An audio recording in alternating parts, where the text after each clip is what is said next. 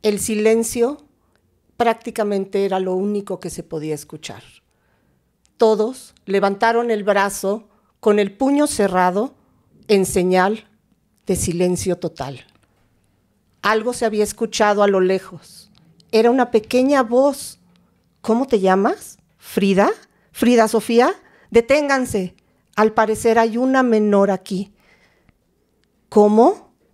¿Has estado atrapada y hay más niños? ¿Cuántos? ¿5? Y este es el relato de Frida Sofía, la niña fantasma del terremoto del 2017. Bienvenido a Relatos del Misterio.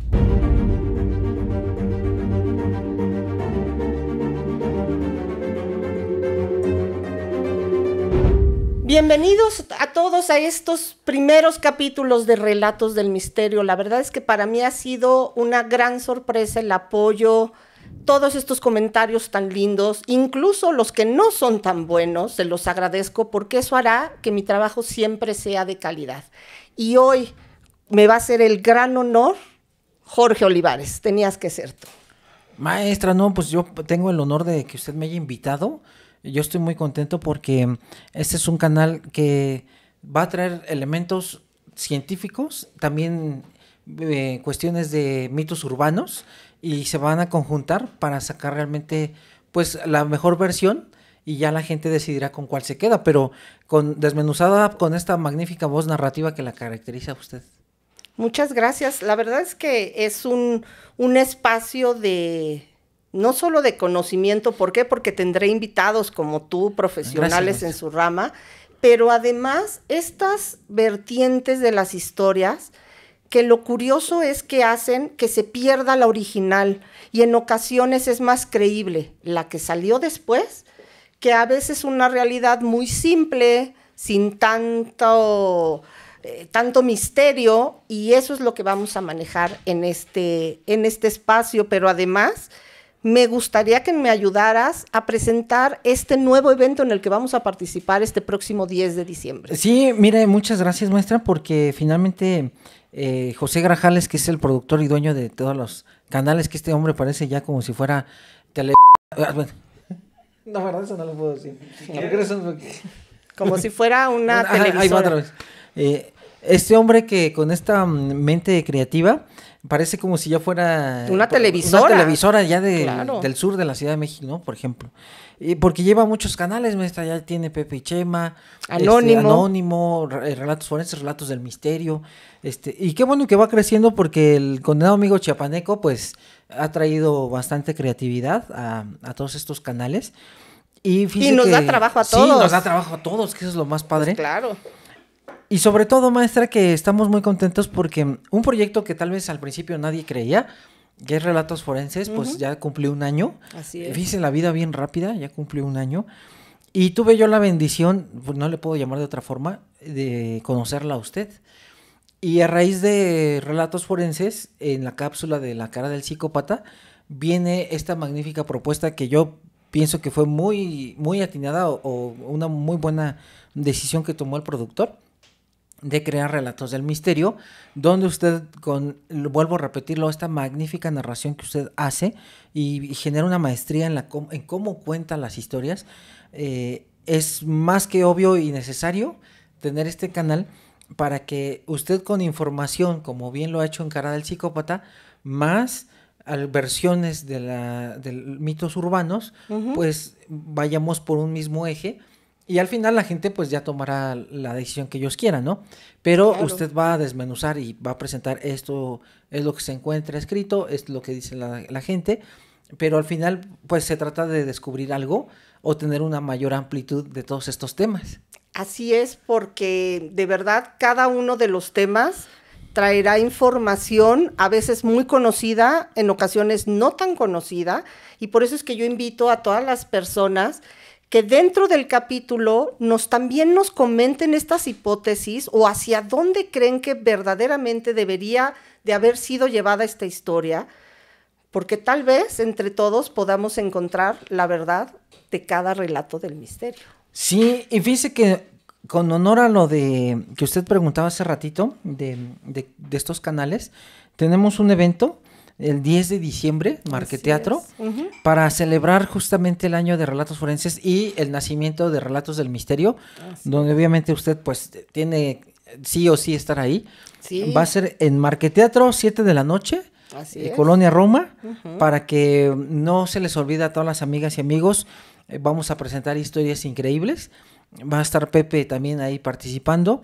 Y al final, pues la convivencia de estar tomando alguna fotito con alguna persona que desee pues llevarse un bonito recuerdo, ahí vamos a estar. Además va a estar tu libro, va a haber la venta sí, de tu libro, que eso es bien importante para todos aquellos que nos han pedido que por favor quieren tener tu libro, porque, lo sabes, una gran noticia es que en Amazon está prácticamente agotado, entonces Sí. van a poder conseguir este libro, vamos a poder estar con ustedes en todos los canales, Pepi Chema, Anónimo, Relatos Forenses, Relatos del Misterio, van a ver estas cápsulas de información donde les vamos a dar todos los detalles, por favor estar pendiente y ayúdenos suscribiéndose a todos los canales también, porque es la única manera de poder seguir llegando a todos ustedes y con esto pues seguir haciendo un trabajo de calidad. No, y sobre todo, maestra, ¿qué cree? Ahorita que hace unos días hicimos cuando dimos la noticia,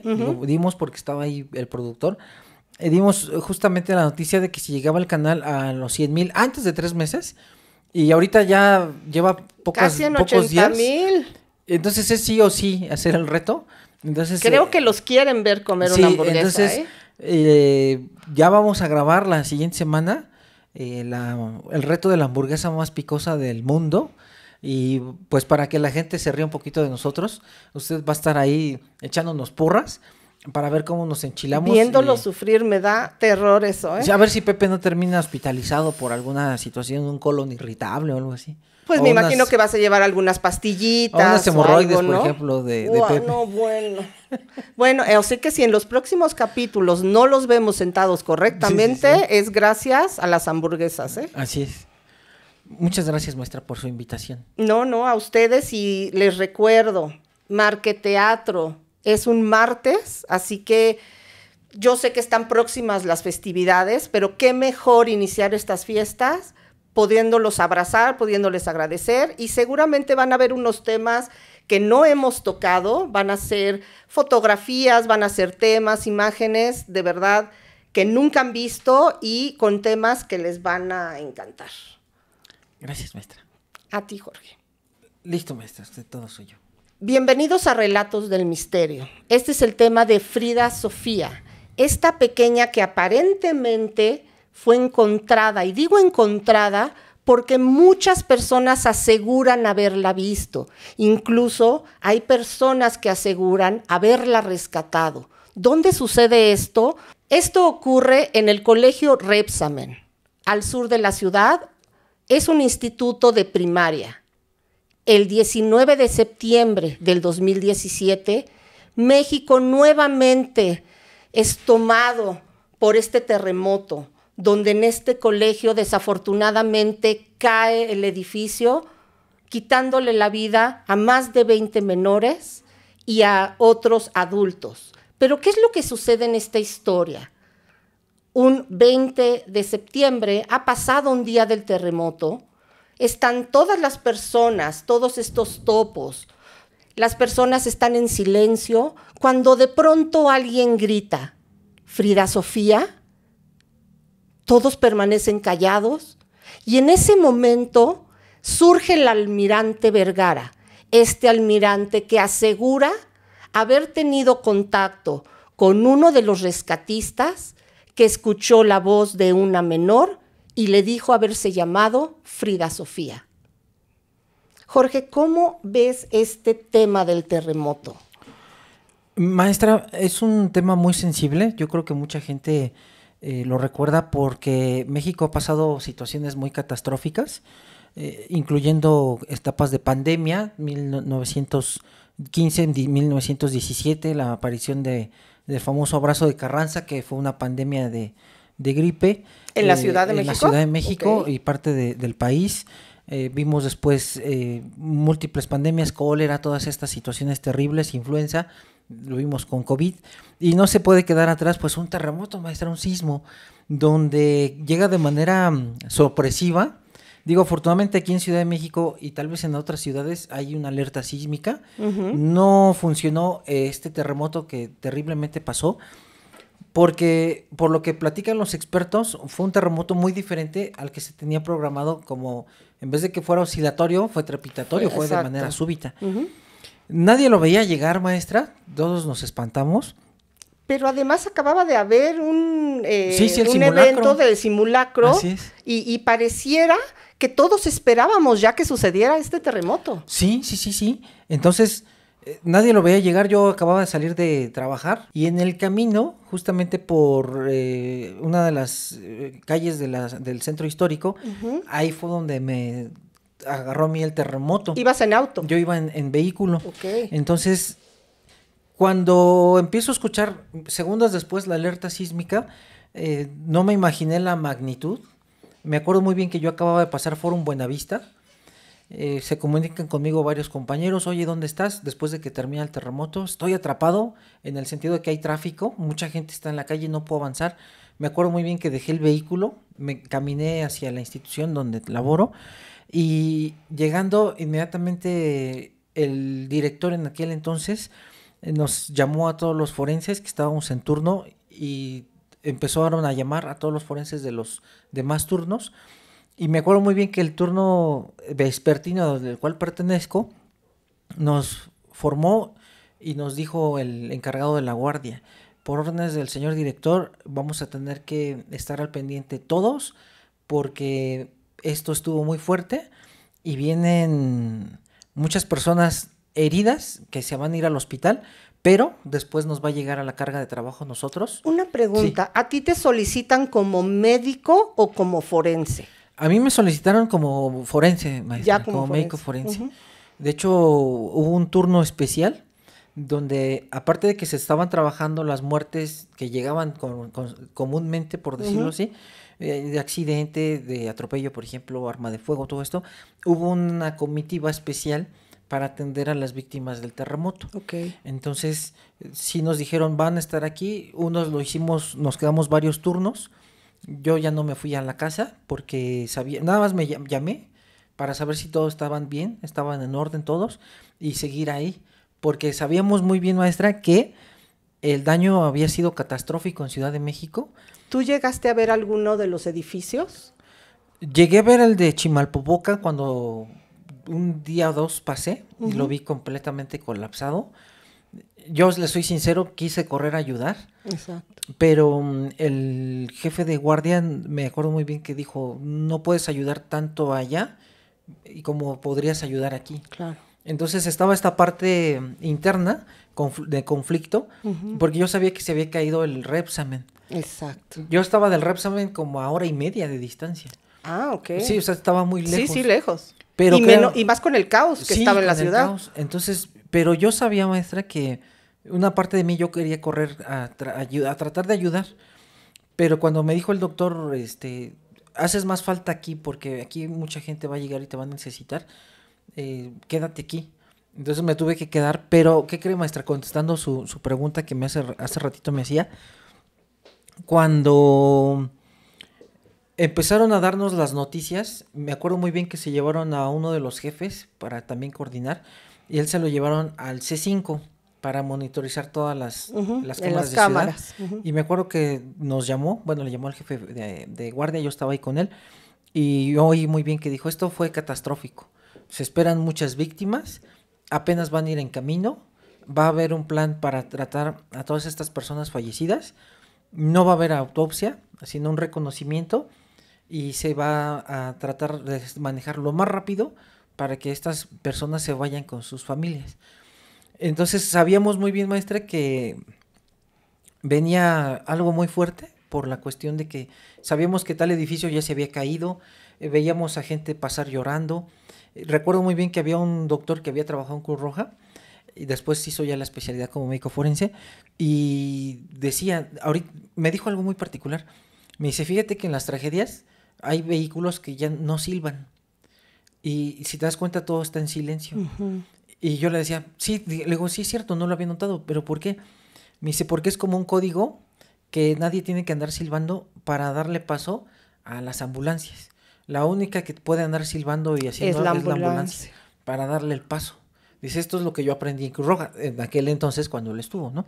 Pero fue muy triste, maestra, que está usted tocando un tema que abre fibras nerviosas, Claro. porque no es lo mismo que un médico forense ingrese a un anfiteatro viendo a una persona ya desnuda, que ya el procedimiento de quitar ropa lo hizo un criminalista, Claro. a que usted vea esta persona vestida con sus pertenencias, el celular suene y suene, el lodo, las piedras en el cabello. Es muy, muy impactante como para uno también.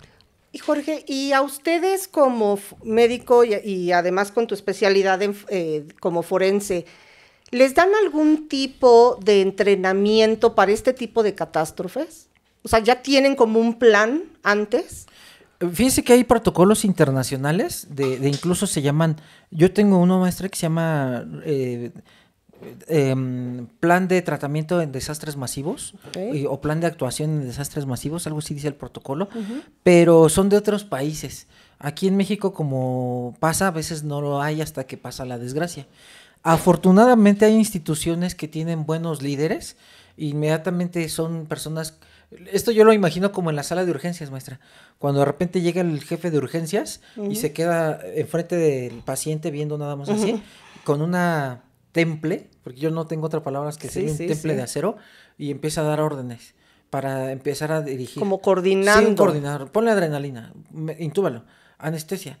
Y empieza a coordinar, pero con un temple que no está así, hasta usted lo ve como enojado, ¿no? Pero es un tipo, un genio, que está viendo todo cómo va reaccionando el cuerpo y va tomando decisiones y dosis, que es lo más complicado. Entonces, en el área forense, maestra, también hay muy buenos líderes que empiezan a decir, ok, van a llegar probablemente tantos, se cayó un edificio, estamos tal vez hablando ahorita que van a llegar 30 víctimas, ¿cómo va a actuar cómo se van a repartir? Vamos a hacer equipos. Equipo 1, equipo 2, equipo 3, y van a implementar, por ejemplo, en planchas. Y van a llegar aquí otra ala para las personas que necesitan autopsia por otras índole. Va a traer un antropólogo, un dactiloscopista, un médico, vamos a coordinar, va a estar los familiares a cargo de otro perito, o sea, empiezan a coordinar y es lo que uno agradece de tener esos líderes. Porque aquí lo importante de estas historias es conocer el aspecto real, el cómo lo viven ustedes, tú que formaste parte como forense, pero bueno, además tu parte médica, donde querías ir a ayudar a las personas que estaban lastimadas. Esta es la parte que no conocemos, porque usualmente nos quedamos con estas historias que se van creando estas historias que se hacen leyenda, y esto es lo que sucede en este colegio Rebsamen. Si recordarás, y para las personas que no conocen muy bien de este caso, ya había pasado el 19, ya habíamos sufrido, ya habían caído todos estos edificios. México verdaderamente estaba en tinieblas, y no me refiero a la falta de luz, sino a la falta como de esperanza, de que necesitábamos que algo nos dijera que las cosas iban a estar bien. Yo veía a todos los jóvenes, de verdad, de 15, 16 años a 20, que salían con palas, que salían con comida, que iban a ayudar. Y entonces este caso del colegio Rebsamen es una escuela donde desafortunadamente alrededor de las 11 de la mañana que empieza a ver este simulacro, pues todos los niños salen, crean esto que se necesitaba hacer por parte de Protección Civil, regresan a las aulas, comienza este terremoto, los niños comienzan a salir.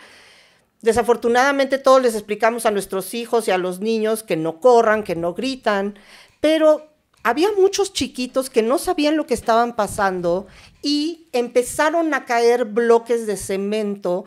Aparentemente se hizo una construcción encima de este edificio donde pusieron un gran tinaco y no soportó el peso, y en el momento del temblón, que además fue muy diferente porque empezó a brincar, sí, tira esto y sepulta a todos estos niños. Vemos en las noticias cómo empiezan a rescatar, incluso la gente que iba caminando saca a estos menores, los empieza a rescatar, pero se dan cuenta que han quedado sepultados más niños. Y aquí es donde empieza el 20, una historia que aquí es donde está el misterio, pero también está el engaño, pero también está la esperanza, porque llega un rescatista y escucha que cerca de donde está la devastación de la construcción, una pequeña voz. Él se acerca, incluso había un joven que luego es identificado como Alejandro, que lo vimos en muchas de las noticias, tener una sudadera roja, incluso decía la palabra Houston. Después conocimos que se llamaba Alejandro. Y él asegura que escuchó la voz de una pequeñita y que en el momento que le pregunta, se llamaba Frida Sofía. ¿Tú escuchaste esta historia? Sí, la escuché. De hecho, fíjese, le comento un preámbulo, maestra. Fíjese que me acuerdo muy bien que terminó mi turno y había mucho trabajo. Fue cuando empezaron a llegar. Al principio, maestra, esto es importante. En una catástrofe no pasa nada en las instituciones porque no llegan. No llegan porque empiezan las maniobras de rescate. Pero van pasando las horas y empiezan a llegar el primero, el segundo, y ya sabemos muy bien por estos movimientos que al momento en que empieza a llegar 1, 2, 3, ya es cuando de repente pueden llegar, ahora sí ya una cuestión de muchas personas. Ya en masa. Ajá. Sí, ya en masa, ya llegan en masa y es cuando se puede salir de control. Claro. Porque a veces la gente que no tiene tanta experiencia se confía y dice, no, pues no llega nada, pues ya váyanse, ¿no? Y se queda 1 o 2 de guardia y es cuando llega toda la masa y se colapsan los servicios. Claro. Entonces fíjese que se terminó el turno y yo continué porque justamente el que era mi maestro, que le agradezco mucho porque por él soy forense en el sentido de que yo pienso que hago bien las cosas, pero fue por él porque tuve un maestro muy estricto. Y si soy como forense es gracias al doctor Francisco García Arellano, que fue mi maestro. Entonces, un tipo muy estricto, me acuerdo muy bien, un doctor muy estricto, y me dijo, ¿qué, ya te vas? Le dije, pues es que ya es hora de checar. Me dijo, no, dice, aquí la gente te necesita y vas a estar aquí conmigo. Dice, yo me voy a quedar toda la noche y tú también te tienes que quedar toda la noche porque es una situación, una catástrofe, no te puedes ir. Dice, te necesita la institución, te necesita la gente. Pues lo que usted me diga, doctor. Entonces ya me acuerdo muy bien que llamé a la casa, me quedé y justamente ya como a las 6 de la mañana ya me salí para ir a comer y todo esto. Y recuerdo lo que usted muy bien dice, maestra. Me acuerdo que iba yo en periférico, todo vacío, no había un alma. Y me encontré una caravana de motociclistas. Eran como 10 motociclistas. Y estos motociclistas llevaban palas, llevaban víveres, llevaban agua y todos iban en caravana, uno tras otro en fila india. No como lo vemos ahorita que se van ahí echando carreras, no, estos iban bien en organizados. Orden, bien organizados, con un montón de víveres, palas y todo esto. Y ahí me empecé a dar cuenta también que la gravedad estaba superando la ficción. Llegué a su pobre casa. Gracias. Solamente comí algo para regresarme y fue cuando vi las noticias.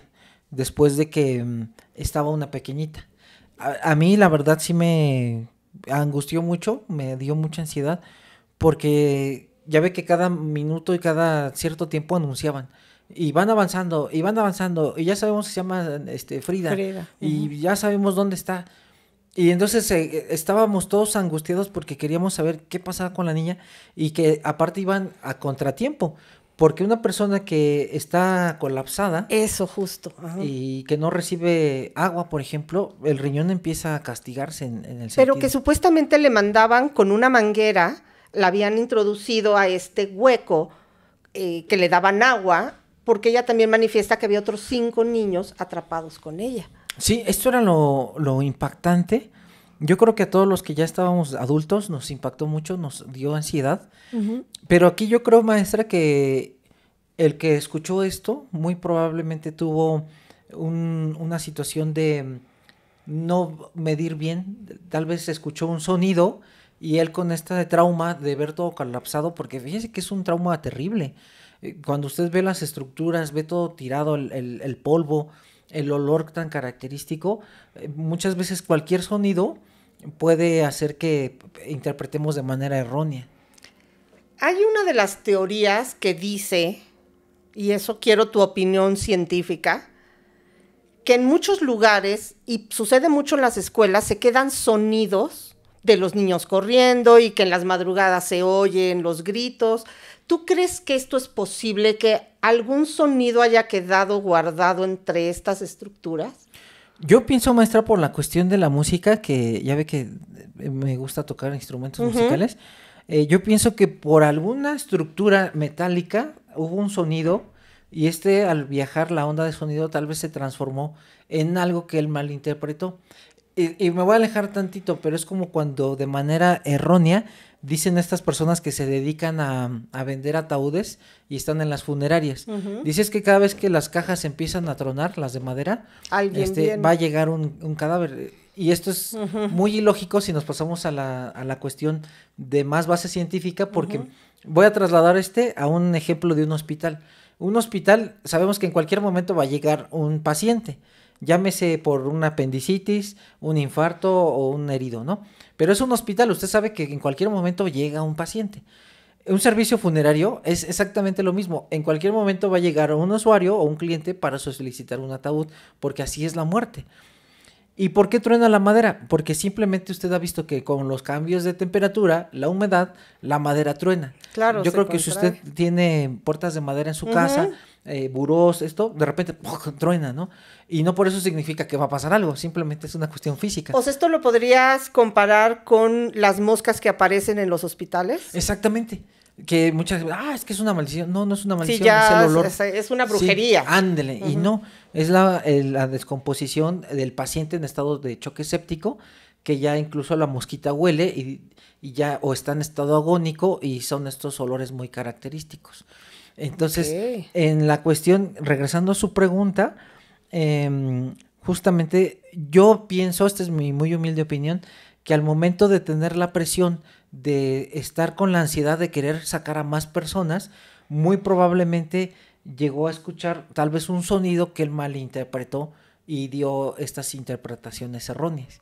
Es como cuando le pasa el efecto en los ojos, maestra, que de repente usted está viendo una luz intensa, como por ejemplo la que tenemos aquí en el set, y de repente entra a la parte oscura y puede haber hasta sombras. ¡Ay, hay una sombra! No, fue una cuestión de óptica de su retina y de su globo ocular.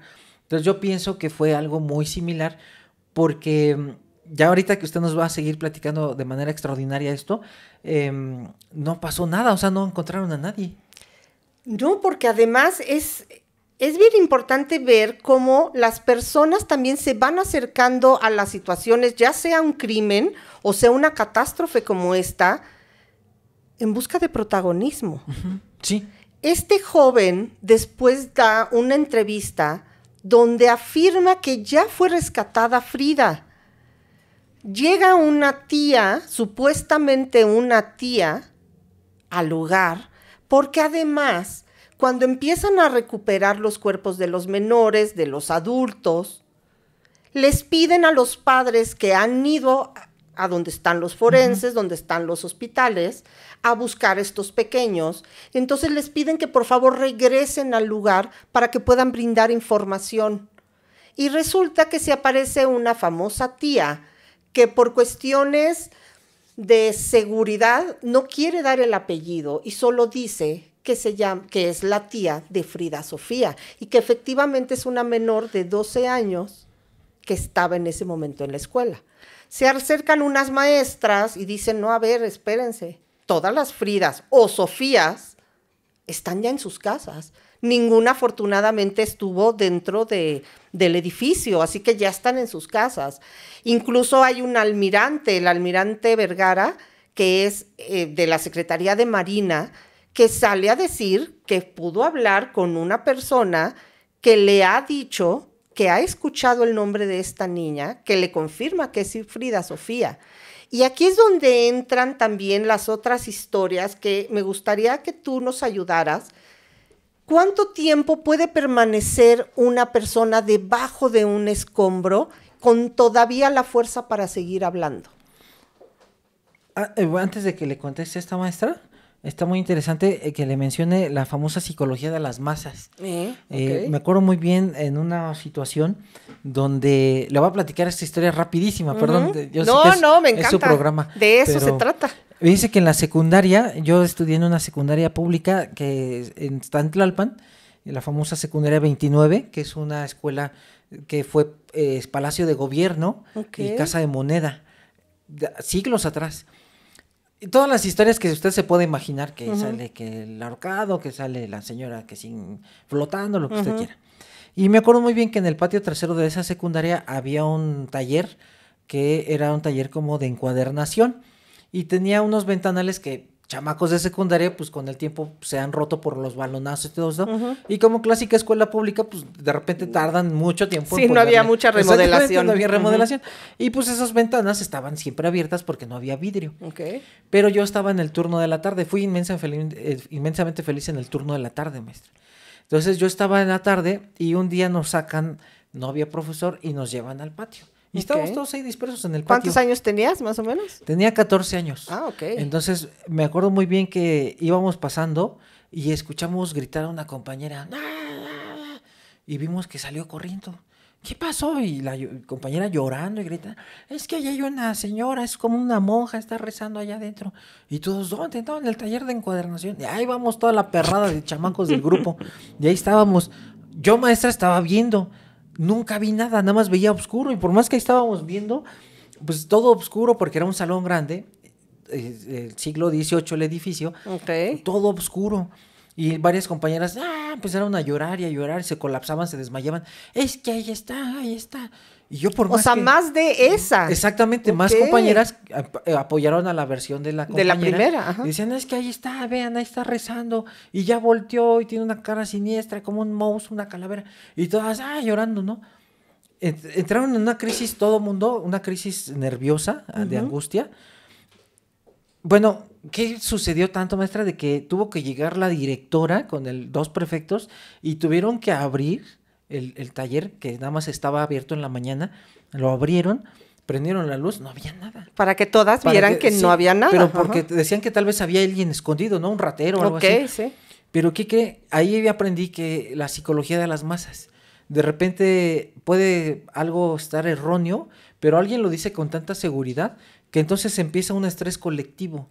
No sé si le ha pasado esto también, que es clásico en los niños y en las adolescentes. Una adolescente grita y las otras gritan como por inercia. Todas empiezan a gritar. Y si nos hacen, oye, ¿por qué estás gritando? No sé, es que gritaron acá. O sea, esa psicología. Yo creo que esto le pasó también a este admirante que usted dice. ¿Sí era admirante? Sí, almirante. Okay. De la Marina. Gracias. Que al momento de tener la presión de este sujeto que traía su sudadera de Houston, o bueno, que decía la leyenda, al momento de que empieza con la presión colectiva de todo el mundo, oiga, Frida, pues yo creo que también se contagia de este estrés colectivo y dice, no, pues es que yo también escuché, pero no sabemos si por algún ejemplo, algún sonido crónico de algún aparato que estuviera prendido, estas vibraciones viajaran y entonces lo malinterpretaran. Porque es bien curioso lo que acabas de decir de lo de las masas. Fíjate que estaba viendo un documental de cómo es la psicología, y ponían a una persona viendo hacia el cielo y ponían a un, obviamente, cómplice de la escena a que llegara y se pusiera a ver. Jorge, se juntaban más de 30 personas, todas estaban viendo hacia el cielo, sí, lo vi. Pero nadie sabía qué estaban viendo. Sí.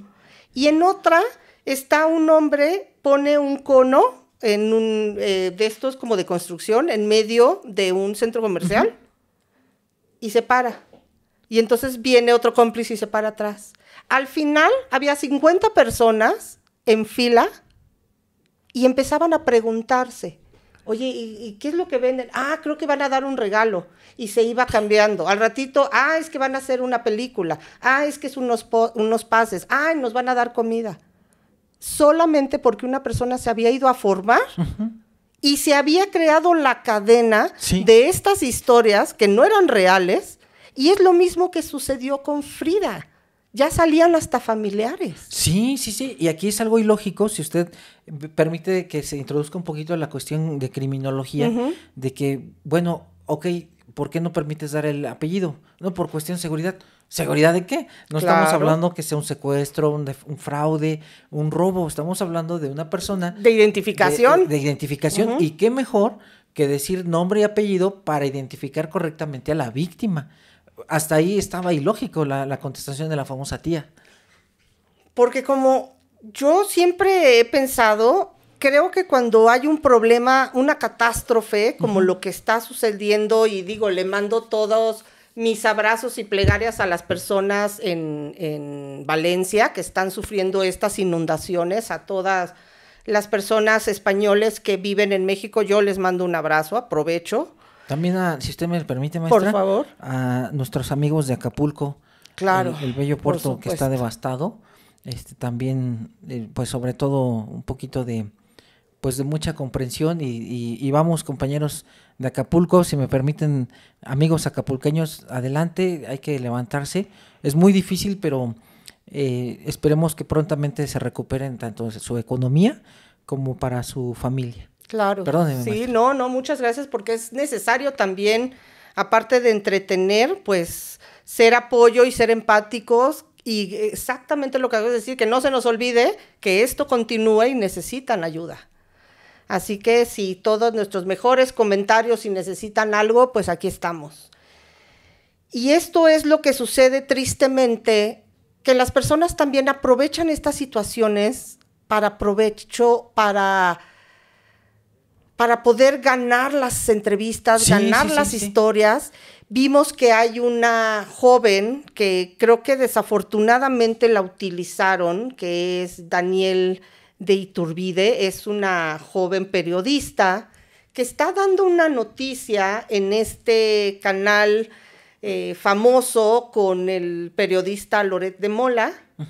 Y está diciéndole cómo ha hablado con el almirante, ha hablado con otros rescatistas y que se ha comentado ya entre todos que efectivamente Frida está dentro, pero comienzan a pasar las horas, incluso hay riesgo que se desplome todo el edificio, pero además empieza a llover, como si fuera esto una cruel broma, empieza a llover. Y entonces todos estamos frente a este televisor, incluso en la madrugada, esperando, porque salen versiones, salen periodistas, salen noticieros diciendo que Frida ya fue recuperada, otros afirman que Frida no existe, pero empiezan estas historias y ahora te pregunto, ¿hasta cuándo pueden buscar o que tú conozcas que se puede buscar a una persona que en teoría sigue viva, porque incluso entran binomios y se sientan en el espacio donde está Frida, y no por recuperar un cuerpo, sino son binomios que están entrenados para personas con vida? Dice que, perdón por no contestarle a la anterior, que es la que me vuelve usted a preguntar, perdóneme, maestra. Depende aquí el escenario que estemos viendo en la catástrofe. Por ejemplo, voy a darle un preámbulo para contestar toda esta pregunta que usted de manera magistral me formula, maestra. Es dependiendo la cuestión de cómo está el trauma. Ejemplo, le voy a poner varios ejemplos. Uno, que una trave, por ejemplo, impacte y esté aplastando el tórax de la persona, o esté aplastando el abdomen, o incluso esté aplastando las extremidades. Esta trave que aplasta tanto extremidades, puede aplastar tórax o puede aplastar abdomen, ahí va a depender ¿a qué me refiero? Que cada una de estas va a tener diferente tiempo para causar una muerte. Ejemplo, si la columna se encima en el tórax, voy a tener generalmente un problema de asfixia. Una asfixia que se llama asfixia por compresión tóraco-abdominal. Se presiona y no me deja respirar adecuadamente y no puedo expandir mi caja torácica y me va a producir una asfixia. Esto es rápido. Generalmente la persona puede fallecer dependiendo la presión que esté haciendo, puede fallecer a los 10 minutos, 15 minutos, 30 minutos. Que es una eternidad. Sí. Y aquí, maestra, algo bien interesante, con todo respeto va a decir para la cuestión del catolicismo, por ejemplo, la crucifixión. La crucifixión es una de las formas más crueles de eliminar a una persona, porque al subir los brazos y tener esta posición, lo que hace usted es que el músculo diafragma, que es el músculo respiratorio más fuerte de toda la caja torácica y que separa la caja torácica del abdomen, no pueda descender, y entonces la persona empieza a asfixiarse. Por eso es que la crucifixión es una cuestión letal muy cruel, porque tardan horas. Entonces, ahora, si es un golpe, maestra, directamente el corazón puede producir una arritmia y muere en segundos o minutos. Si nos vamos al abdomen, entonces aquí sí puedo respirar, pero ¿qué cree? Al estar comprimiendo todos los vasos sanguíneos de las de arterias y venas de los intestinos, como la mesentérica, por ejemplo, que son arterias muy grandes, o por ejemplo la vena porta y todo esto, ¿qué es lo que puede ocasionar? Trombos. Entonces, estos trombos, al final, pueden viajar hacia el pulmón y pueden provocar tromboembolia pulmonar. ¿Esto sucede, perdón, igual en los niños que en los adultos? Sí, pasa lo mismo. Nada más que la formación de trombos es más lenta. Va a tardar más tiempo en fallecer la que tiene la lesión en el abdomen del aplastamiento que la del tórax, porque en tórax puede ser un proceso asfíctico. En el abdomen igual es un proceso asfíctico por los trombos, pero aquí tarda para formarse los trombos, porque haga de cuenta colapsa la arteria o la vena y esto hace que la sangre se empiece a formar como un coagulote, se hace espesa por la cuestión de la coagulación y ya después pueden viajar estos miles de trombos al pulmón, pero es más lento. Y en las extremidades, maestra, puede pasar dos cosas, o se gangrenan las extremidades o también producen trombos y se van hacia las... ¿Pero en cuánto tiempo puede suceder esto en una persona que está colapsado con un edificio? Eso puede pasar en horas, por ejemplo, alrededor de unas 6 horas en adelante. Okay. Y claro, aquí también tiene que ver mucho la enfermedad. Si es una persona que está acostumbrada a fumar, entonces va a tener problemas en la coagulación, en colesterol, triglicéridos. Si es hipertensa, si tiene diabetes, todo esto va a influir para producir unos trombos más rápido o más lento. En los niños sería más lento porque en teoría están sanos. Digo en teoría porque tal vez estamos hablando de un niño enfermo. Ahora, maestra, esto es en cuestión de que se cae una estructura, por ejemplo la trave. Si quedara sepultado y que nada más tuviera, por ejemplo, la cabecita, aquí también pasan dos cosas, maestra. Generalmente, como son situaciones que están inmóviles las personas, entonces siempre en estos casos vamos a tener formación de trombos o incluso vamos a tener problemas de respiratorios. ¿Dónde se rompe la regla? Cuando de repente viene el terremoto y se cae algo y ahí se apaga la luz para la persona y fallece. Desconecta. Exactamente. Ahí ya no aplica esa regla. Ya no está en agonía, sino directamente impacta, pierde la conciencia y fallece. Entonces, a diferencia del que está atrapado. Regresando a su pregunta, el que esté atrapado, ya una vez viendo todos estos factores, vienen otros factores. Por eso es que no es tan fácil. Vienen otros factores también importantes. Una, la edad y la complexión. Si estamos viendo una persona muy delgadita, por ejemplo, el abuelito que haya quedado atrapado, que tenía neumonía o que era anémico y que no comía bien, esta persona en 24 a 48 horas va a tener insuficiencia renal por la deshidratación y muy seguramente va a morir a las 48 horas porque no puede su cuerpo ya estarse nutriendo de él mismo. En cambio, una persona un poquito con mayor obesidad y joven, el cuerpo empieza a tomar lo que decíamos la vez pasada, del músculo que está almacenado en glucógeno, empieza a transformar el glucógeno a glucosa para mandarlo a los órganos vitales. ¿Cuál es lo más delicado, maestra? No es tanto que no coma, el problema es que no pueda tomar agua. El riñón no puede soportar tanto que queden sin líquido y empieza a tener insuficiencia renal aguda. ¿Puede sobrevivir una persona 48 horas sin agua? Sí, pero ¿qué cree? Al momento en que lo rescaten, por eso es que si se da cuenta cuando han rescatado a mineros, inmediatamente es para hospital, porque tienen que ponerle suero. No le van a dar agua inmediatamente. No. Le dan agua y entra un sistema horrible de contrarregulación.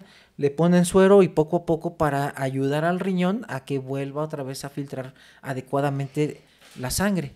Y una pregunta, si esta menor, porque estamos hablando de Frida, digamos, es pequeña y está dentro de algún hueco, por el mismo tamaño, ¿es posible que tenga más oportunidades de sobrevivir? Así es, eso es muy bueno, por ejemplo, el famoso triángulo de la vida, ¿no? Que se haya quedado debajo de un escritorio. Ahí no hay ningún tanto problema porque mientras tenga ventilación, está justamente tomando el aire. Aquí viene algo también muy característico, maestra, qué bueno que usted pregunta esto. Hay dos tipos de asfixia también. La asfixia por confinamiento, es decir, yo puedo quedar, ejemplo, empieza a temblar y yo me meto ahorita al refrigerador de Pepe y me meto ahí, ¿no? Si el refrigerador le caen cosas encima, yo tengo un tiempo específico de que se me agote el oxígeno. Ujú. Una vez agotado el oxígeno, todo el dióxido de carbono queda ahí y entonces yo mismo me empiezo a contaminar de ese dióxido de carbono. Eso se llama asfixia por confinamiento. Esto también le pasa a los polleros que trasladan a los migrantes en trailers de doble fondo. Quedan sin oxígeno y mueren por asfixia por confinamiento. Y segundo lugar, maestra, lo que es el sepultamiento. Puede venir material sólido y entonces queda atrapada y entonces ahí viene otra asfixia. Pero regresando a la pregunta, perdóneme. Entra al triángulo de la vida, se queda debajo del escritorio. Mientras exista oxígeno, ahí puede quedar días. Siempre y cuando, está la excepción a la regla, que puede estar tomando algún líquido.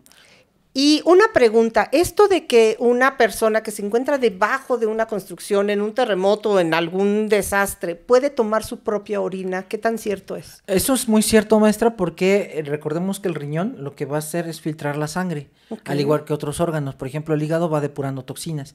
El riñón también va quitando toxinas, por decirlo, no para entrar en tanto tecnicismo. ¿Cuál es el problema? Voy a darle otro preámbulo. ¿Cuál es el problema del paciente con insuficiencia renal crónica? Por ejemplo, un paciente ya en fase terminal con diabetes y que ya tienen que dializarlo. El riñón ya no tiene capacidad de filtración y entonces tiene que entrar ya sea por diálisis peritoneal o una hemodiálisis para quitar todas esas enzimas y elementos nocivos que están destruyendo, que pueden causar una contaminación en la sangre. Porque finalmente es desecho, ¿no? Exactamente, es un desecho. Aquí, ¿qué pasa? Viene un colapso, la persona había tomado agua, por ejemplo, y tiene ganas de orinar. Ahí sí es válido que pueda tomar su orina. Pero conforme está tomando orina y la vuelve a desechar y la vuelve a tomar, eso ya se está contaminando cada vez más de elementos más nocivos, a tal grado que ya puede ser después muy tóxica. Por eso se recomienda probablemente 2 o máximo 3 veces la orina. Ya es por muy exagerado. ¿Y qué pasaría física o mentalmente? ¿Hay algún trastorno? Sí, es buenísima. Sí, primero va a tener un trastorno de deshidratación. Y la deshidratación, vamos a ver que la persona ya no empieza a producir saliva. Si estaba llorando ya no va a poder llorar, ya no produce lágrimas. La saliva es muy, muy espesa. Después empieza como un estado de aletargamiento por la misma deshidratación. Y aquí, maestra, ejemplo, si estuviera tomando cada momento su orina, empezaría precisamente con una encefalopatía por todos estos elementos nocivos de contaminación, como usted bien lo dice, de desecho. Entonces ya la sangre estaría muy contaminada y podría causar también deterioro neurológico. Pero también la deshidratación causa deterioro neurológico. Ejemplo, los abuelitos que ya no se hidratan porque traen tal vez alguna demencia, pacientes con Alzheimer, por ejemplo, que de repente ya no se les olvida tomar agua, empiezan con problemas, por ejemplo, con delirio. Entonces, ¿por qué está delirando? En pacientes geriátricos se recomienda que siempre hay que pensar que en un delirio muy seguramente puede ser una deshidratación o un problema infeccioso como una neumonía, por ejemplo. Entonces, sí se puede tomar la primera, segunda, pero ya más, ya no, porque ya sería una orina muy contaminada por lo mismo de la filtración del riñón. Ahora, entonces existen estas dos teorías, que es las que yo empiezo a notar, que es, una dice que ingresan una manguera para que Frida comience a tomar agua. ¿Cuánto tiempo puede pasar de que no tenga estos líquidos para que ella sí lo pueda consumir y no le cause este problema que hablabas tú de los mineros, que no se les puede dar el agua directa? Y la otra sería, ¿cuántas horas pueden pasar para que una persona que ya esté intoxicada empiece a dormirse y pierdan el contacto? Generalmente cuando son estas situaciones tan críticas pueden ser 48, 72 horas y ya después empieza el deterioro neurológico más progresivo, de tal manera que ya vemos a la persona muy aletargada. Entonces ya ahí ya no puede, a pesar de que hagan el contacto, oye, ya la persona está muy aletargada precisamente por la deshidratación. Recordemos, maestra, que una de las formas de perder líquido, aparte de la orina, es con la respiración. Por eso usted cuando está en un espejo y entonces de repente se acerca, lo empaña. Ese efecto de empañamiento que hace usted en un espejo es precisamente el vapor que está saliendo, es una pérdida y eso es líquido. de líquido, y eso es líquido. Otra es al sudar. Si usted de repente, yo ahorita me pongo a correr de aquí a una cuadra y doy la vuelta y regreso, con esta luz, al momento de que me dé la luz, usted va a ver como que me está saliendo vaporcito. Esa es otra pérdida de líquido. Pero tan solo al estar respirando, esa es una pérdida de líquido. O sea que sería creíble la parte de las horas que Frida continuó comunicándose, pero lo que ya no sería creíble es que estuviera tanto tiempo tan consciente. Exactamente. Ya incluso tendría mucho problema para comunicarse. Ok. Ya no sería tan viable la comunicación. Ahora, vi otra información que la verdad es que me causó. Honestamente, yo no creo mucho en cuestiones, como lo he dicho, de brujería y de estas cuestiones. Pero en ocasiones pienso que hay coincidencias y vi un caso de un joven que está en una montaña que está nevada, cae, se viene, hay un deslave, se viene toda esta nieve y le cae encima y lo sepulta. Y él entiende que ya han pasado 3 o 4 horas desde que esto sucede, está prácticamente sepultado y no hay manera de que salga. Entonces va pasando una joven, viene otro deslave, ella saca su pico y ve que viene cada vez acercándose más, saca este pico, empieza a golpear la nieve para poder, pues, hacer un hoyo e ingresar, y cuando pega, se da cuenta que empieza a mancharse de rojo la nieve, empieza a escarbar, y se da cuenta que ha herido en una parte, la verdad, no vital, a este joven, y esto es lo que logra rescatarlo, y con las horas los rescatan a los dos. Es decir, si ella no hubiera pasado por este lugar y lo hubiera herido, nunca lo hubieran encontrado. Dices, ¿es casualidad? ¿Es coincidencia? ¿Qué es? Y entonces sucede que con Frida pasa algo similar. Frida, al parecer, no aparece, no han logrado ya después tener contacto. Después sale el subsecretario de la Marina y él dice que aparentemente Frida nunca ha existido, que ya no saben ni siquiera de dónde ha salido esta historia, pero horas más tarde, que siguen buscando a la supuesta Frida, encuentran al cuerpo de una maestra. Entonces yo me pregunto, si Frida no hubiera aparecido esta leyenda, ¿hubieran seguido buscando? Pero aquí le voy a hacer una pregunta a usted, maestra. ¿El cuerpo se refiere ya estaba fallecida la maestra? Sí, ya había fallecido. Sí, esa es muy, muy buena. De hecho, hay protocolos que se tienen que seguir y, por ejemplo, se hace un conteo de cuántas personas estaban, un censo, ¿no? Por ejemplo, eso que usted comentaba hace ratito, muy buen aporte cuando dice... Es que estaban pidiéndole a las mamás que regresaran para dar más datos. Se empieza a hacer un conteo y esto es buenísimo lo que usted pregunta. En un desastre masivo, ejemplo, se le dice a la autoridad más cerca, vamos a suponer que aquí tiembla ahorita. Está Alma, está Mitch, está usted, estoy yo y hay 4, ¿no? Y Pepe está allá afuera. Esto se colapsa y Pepe queda afuera. Y llega Protección Civil y dicen, ¿cuántas personas había? Pepe va a decir, en mi oficina ahí estaba la maestra Vilma, estaba Mitch, Almita y el Olivares. Hay 4. El protocolo es empezar a rescatar después de 48, 72 horas, que ya después se da pérdida de toda esperanza para recuperar personas. ¿A las cuántas horas, perdón? Es que depende aquí cada protocolo y cada institución. Pero hay instituciones que dan más de 36 horas, 40 por ejemplo. Ya cuando van 5 o 6 días dicen, no, ya de plano se perdió. Y sí es... ¿No hay manera de que alguien sobreviva esos 6 días? Sería casi imposible, maestra, por la situación de la insuficiencia renal. El riñón es el que castiga generalmente. No tanto que no consuma uno alimentos, sino el que castiga es al riñón, porque él necesita estar filtrando. Por eso malamente los compañeras y compañeros que tienen diabetes, de preferencia ya no tomen refresco, porque el riñón es el que se les está castigando con esta cantidad tremenda de azúcar y de algunas bebidas tienen muchas cantidades de sales. renales y luego pueden desarrollar piedras en los riñones. Okay. El problema de las piedras en los riñones no es tanto el dolor, que es horrible, pero el problema es que puede tapar ahí el uréter y puede también acelerar otra insuficiencia renal por obstrucción. Okay. Pero bueno, regresando a esto, maestra, justamente viene Protección Civil, le dice a Pepe Grajales, oye, ¿cuántas personas son? Son 4. Pasan, ejemplo, 5 días, ¿sabes qué? Rescatamos a 3, pero falta una. Ok, vamos a quitar ya todo el colapso de estructuras, pero vamos a buscar un cuerpo en la oficina 105, ¿no? Por ejemplo.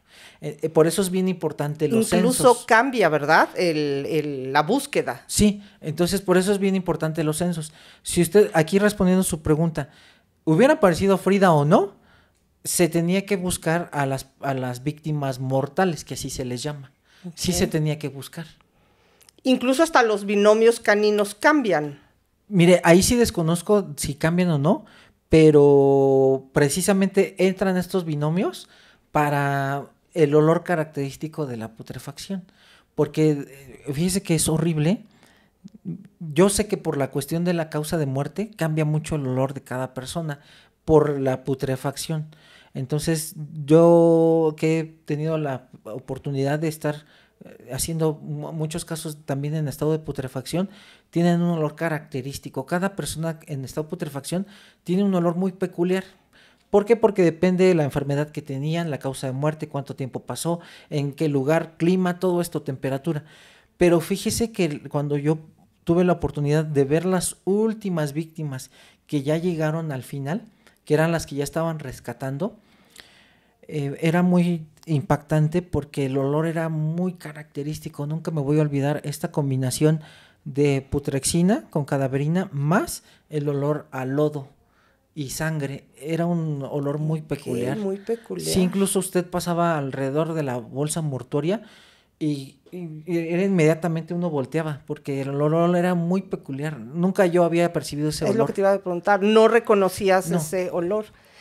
Entonces, tenemos aquí que médicamente es posible que una menor hubiera sobrevivido a este terremoto. Si hubiera tenido el espacio suficiente, hubiera podido salir incluso ilesa, o sea, me refiero con golpes, pero no... Sí, no de muerte. No de muerte, exacto. El protocolo se hizo correctamente, el buscar en la zona, el buscar a las familias. Aquí lo importante es cómo intervinieron los medios de comunicación, si esto se utilizó como un marketing muy macabro para que las personas estuviéramos frente a un televisor esperando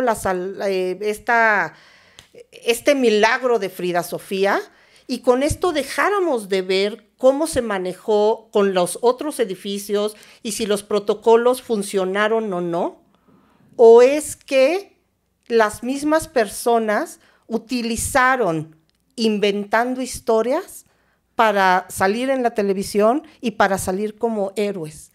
¿Qué parte tú te quedas con todo esto que está pasando en el caso de Frida? Mire, perdóneme que le vaya a decir esto, maestra, yo creo que me va a funar mucha gente, pero esto me lo han preguntado en algunas entrevistas y yo se lo agradezco por la pregunta, porque mi teoría, como un humilde criminólogo, aparte de médico, es de que la maldad humana siempre está presente en nosotros, siempre. ¿Dónde aprendemos a no ser malos? Cuando nos fomenta mamá, papá, abuelita, hermano, amigo, amiga, empatía. Cuando nosotros tenemos empatía y sentimos ese dolor ajeno, es cuando podemos mirar hacia la parte humanamente buena. Pero cuando no tenemos empatía, somos, yo lo voy a decir así, somos malos por naturaleza. Porque somos la única especie que viola por placer, que mata por placer y diversión. Lo vemos en la partida de toros, que alguien va a decir, es que es deporte. No es cierto, eso no es deporte. Pobre animal, o sea, claro, ¿por qué tienes que estarlo matando con picarle la espalda por diversión? O sea, eso no es cierto. Que es por un deporte. Es un gusto, ¿sí? Exactamente, es un gusto por matar. Claro. Entonces, lo vemos con sicarios, por ejemplo, guerras, o sea, toda esta situación, maestra. Entonces, Mi teoría siempre es de que a veces por llamar la atención, este sujeto que inventa probablemente quiso sus 5 minutos como lo hemos visto en otras. Aquí tuvimos, bueno, perdóneme, aquí no, sino en la cápsula de relatos forenses, tuvimos a un perito en criminalística, el maestro Emilio, que él platicó la historia de un papá joven que por querer estudiar, porque esto me encanta, es que quería estudiar, no estudiaste cuando tenías que estudiar, no vengas a echarle la culpa a tus hijos. Claro, esa es la verdad. Claro. Entonces, justamente él mata a sus 2 hijos. Entonces, y luego los entierra, a uno creo que lo entierra y el otro lo pone en una maleta. Y a lo que voy con esto, maestra, es que él hace todo un show, el asesino. Dice que le robaron a sus hijos, que se los secuestraron, está ansioso, desesperado, llora, mis hijos. Hasta que toda la investigación vira de que finalmente lo han visto y al final termina haciendo su declaración de que él fue. Entonces yo pienso, maestra, que aquí fue tanto la cuestión de querer ganar un foco por este sujeto, la mujer que se presta, porque déjeme decirle que en desastres masivos lo más importante es la identificación de las víctimas. Eso de que, pues es que por seguridad, ¿seguridad de qué? O sea, fíjese, le platico rápido, ese día que tembló, uno de mis amigos que es criminalista, estábamos justamente, yo iba en camino y este amigo estaba haciendo su examen de control y confianza. Okay. Empieza a temblar, maestra, y el edificio donde él estaba haciendo su examen estaba con una separación como de 20 centímetros de otro edificio. Okay. El chiste es que cuando se empieza a temblar, dice que él escuchaba el golpe y se sentía el golpe en las estructuras. ¡Pum! ¡Pum! O sea, y él se imaginaba que venía cayendo piso por piso. ¡Pum! ¡Pum! Claro. Y entonces él dijo, ya hasta aquí. Sí, estaba esperando el golpe. Y entonces él tenía sus documentos de identificación porque el examen de control y confianza, pues que el INE, todo esto. Wow. Y entonces dice él que agarró y dijo, para que me identifiquen. Y se mete los papeles y se queda así, ya esperando el golpe.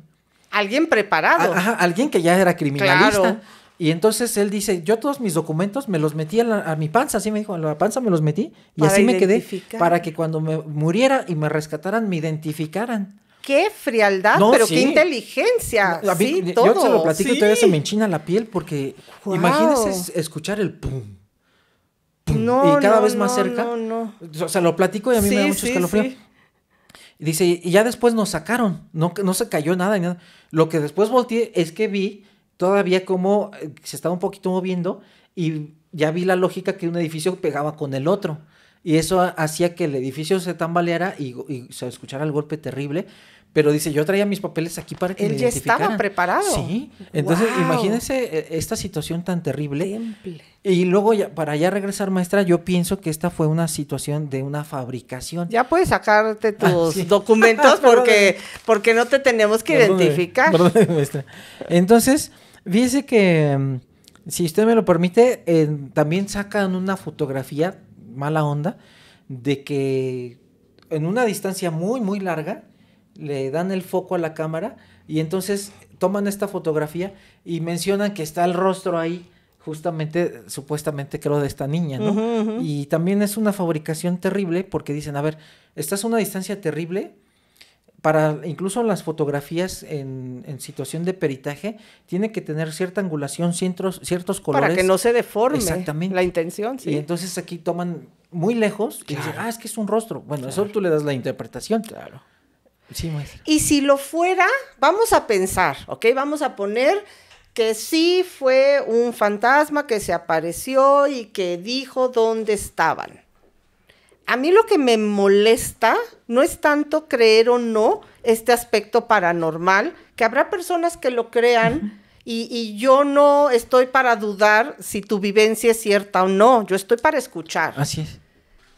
El problema es cuando utilizamos esto a favor hasta económico. Y esto lo vimos en todos estos noticieros donde esta joven, para mí, fue utilizada como el medio de organizar, porque ya había salido el subsecretario a decir que no existía ninguna niña y seguían dando la noticia y seguían llevando toda esta información a un lugar que sabían que no tenía fin, pero simplemente estaban manejando para que las personas no viéramos lo que estaba sucediendo en los demás edificios. Sí. Y honestamente, por eso es que eras una de las personas que yo quería tener conmigo en este tema. Gracias, y que te agradezco mucho, porque tú nos puedes dar la otra visión de que hay malos elementos, hay malos institutos, hay malas dependencias, pero también hay excelentes. Y lo que nos estás diciendo de un director que te diga no te puedes ir porque te necesitamos, significa que estaban haciendo bien su trabajo, y eso es importante de reconocer y no quedarnos solo con una mala construcción o con un mal elemento que quiso fama. Dice que ahorita que usted me abre esta herida, que lo lamento, ya es la segunda, lo lamento. De que no cierra, es porque me acuerdo muy bien que estábamos ya en la noche y llegaron muchas familias muy humildes, pero llegaron a darnos café, tortas. Órale, doctora, aviéntese una torta, dice, porque están trabajando. Y eso se queda aquí, maestra. Claro. Pero yo lo que sí le doy gracias a Dios, digo con todo respeto voy a decir, es que a mí no me tocó identificar a los niños. Porque yo creo que yo, maestra, con esta situación que me mueve con los niños, yo creo que yo hubiera renunciado. O sea, yo no hubiera aguantado estar haciendo la identificación, porque una cosa era donde trabajo, que tengo la visión de trabajar ahí, pero para cercanía de las familias, ahí donde fue la catástrofe terrible del Repsamen, en que son niños, yo por lo que supe se implementó como un área para que los médicos de la Secretaría de Salud pudieran emitir un certificado. Todas estas personas que fallecieron en desastres masivos, esto ya es por protocolo internacional, no se hace necropsia, sino que es lo que hace el médico con estos conocimientos médicos. Perdón, nada más, ¿por qué no se hace una necropsia? Porque una, va a retrasar toda la cuestión de entrega del familiar. Dos, porque por la cuestión de que se sabe cómo fue un desastre y que son varias víctimas, es más fácil de emitir un certificado porque se llama dispensa de necropsia, por la situación de que ya se sabe cómo fue la mecánica de las lesiones, el trauma. O sea, ¿ya es irrelevante decir de qué murió?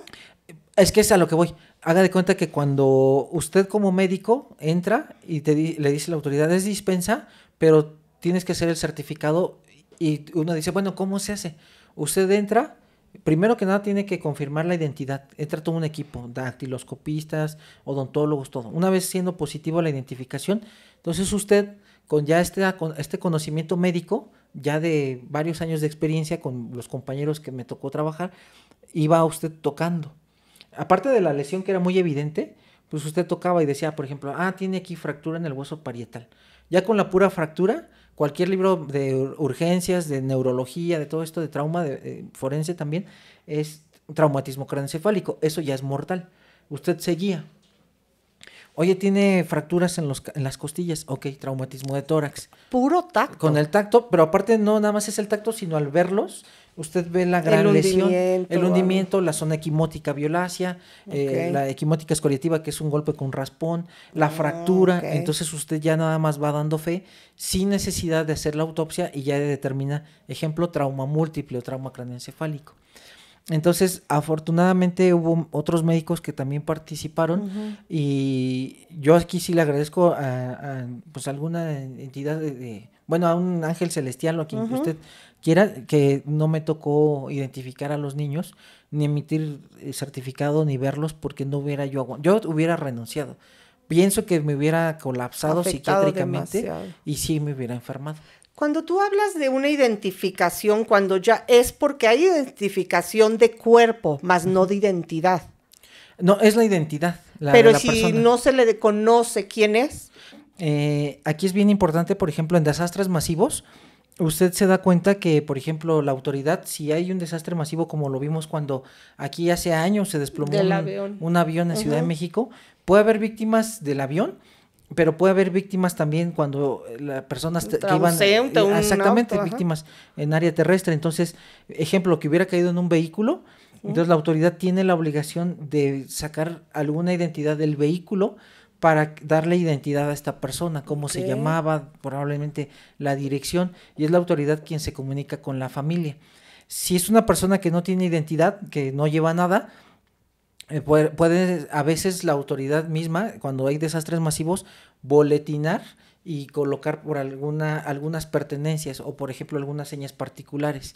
Un tatuaje. Exactamente, masculino de 30 a 35 años, el cual presenta un tatuaje en forma de una estrella en el cara anterior de mi tórax derecho, ¿no? Y entonces eso información la va a ir dando la autoridad para que toda la familia, las familias digan, sí, como que corresponde a mi ser querido, ¿en qué hospital está o en qué morgue está? Por ejemplo, lo que hacen mucho las mamás buscadoras es ir teniendo registros de pertenencias. Por ejemplo, se encontró en tal fosa 3 osamentas, las cuales una tenía un pantalón de mezclilla y toman fotografía, unos tenis negros de tal marca. Entonces, esto es lo que hace para darse identidad a la persona.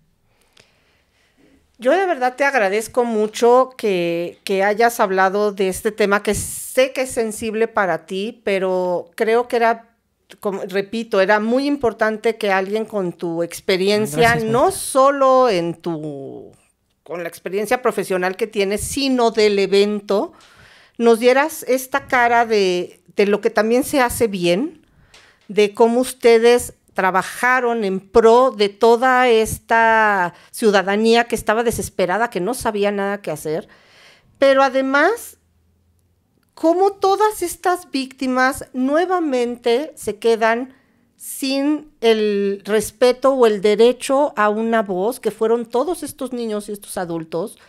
Y estuve preguntando para este tema, nadie me supo decir el nombre de una sola maestra, y nadie me supo decir el nombre de uno solo de los niños que perdieron la vida en el Repsamen. Pero todos, absolutamente todos, sabían quién era Frida Sofía. Me quedé sin palabras, maestra, perdóneme, pero sí es muy lamentable esta situación que usted me dice.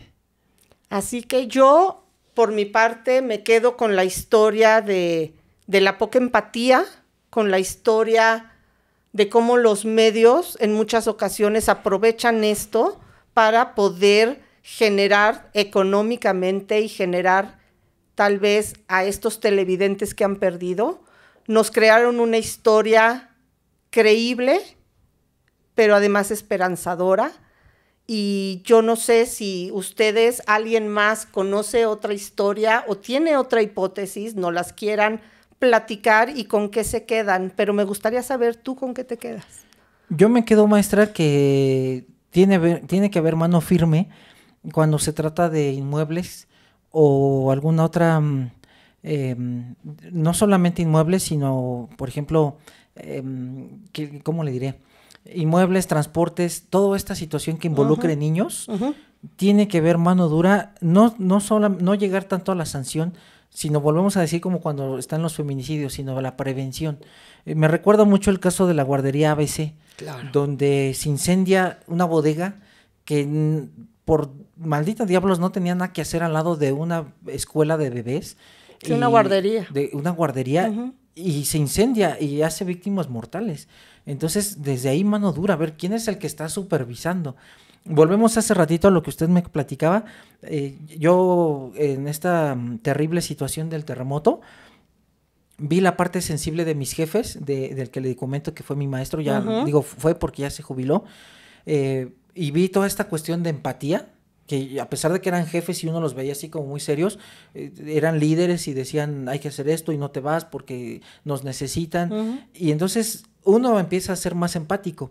Pero, ¿qué pasa, maestra, con estos servidores públicos que en teoría son supervisores y permiten un montón de estupideces? A mí me da mucho coraje. Esa es la palabra, sí. Lo vimos con esta guardería, que no tenía nada que hacer con una maldita bodega ahí, porque era hasta, con perdón de usted, hasta un retrasado mental puede pensar que se puede incendiar, pero es lo que vuelvo a repetir, la maldad en pleno apogeo en la cabeza de estas personas, porque por cuestión de dinero, por favoritismo, que es el compadre, lo que sea, sí, no te preocupes, ¿qué puede pasar? No fueran tus hijos, porque no los vas a dejar ahí. Por supuesto. Y aquí esta situación igual, vimos que creo que se construyó un jacuzzi. Entonces, esto es terrible y ojalá y muchas autoridades nos vean que realmente hagan su trabajo y que cuando se trate en especial de niñas y niños, pongan los máximos estándares de calidad y de candados para que estas historias no se repitan. Exacto, no se repitan y no tengamos que crear estos fantasmas para cubrir lo que se debió haber hecho y no se hizo. Así es, maestra. Pues muchas gracias, Jorge. No, al contrario, maestra, muchas gracias por invitarme. Y muchas gracias por ser el padrino de este Relatos del Misterio, que espero muchas gracias, sea no solo el primer capítulo, sino sea muchos más con tu ayuda y con tu amistad, que yo te agradezco además la amistad que tenemos. Así que, pues no sé si quieras agregar algo más. Pues que vayan a Marqueteatro, porque vamos a celebrar relatos forenses y relatos del misterio. Ya sí o sí que usted tiene que estar ahí, maestra. Muchas gracias, claro. Y yo súper encantado, muy contento que usted ya tiene un canal. Muchas gracias. De verdad era para darle unos buenos sopapos al Pepe en el pequeño cráneo que tiene. Al José Grajales. Al José Grajales en esa mini cabeza que tiene, si no le daba un canal. Pero bienvenida, maestra, me da muchísimo gusto y muchísimo éxito.